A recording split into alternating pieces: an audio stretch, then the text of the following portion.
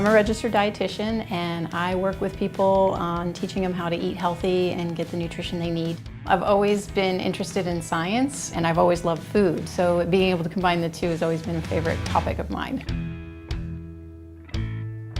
It's important for kids to eat healthy because it gives them not only the energy to be their best at school, but also it gives them the ability to grow tall and strong, to keep their bones and muscles strong. And they can have the energy to do all the fun activities they want and concentrate in school. The 5 basic food groups are the basis of healthy eating. The 5 food groups consist of the protein group: meats, chicken, fish, eggs, beans, peanut butter, and nuts. This food group provides protein to build strong muscles. Another food group is the vegetables, which are the carrots, broccoli, spinach, peppers, and the fruit group: watermelons, berries, oranges, and apples, and bananas. These provide vitamins and minerals.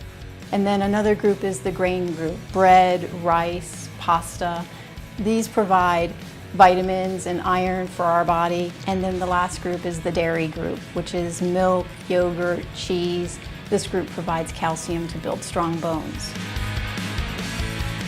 Everyday foods are foods that you should eat every day from the 5 food groups. And the sometimes foods like chips, cakes, cookies, ice cream, those are foods that are okay once in a while. Healthy drink options are water, fruit juice, low-fat or fat-free dairy. Drinks that aren't so healthy are sodas, fruit punch, energy drinks, and sports drinks. These drinks have a little too much sugar in them for everyday use.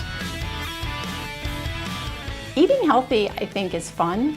You can eat a lot of different foods that are healthy for you, and they make you feel good and actually give you the energy to do the things you like to do.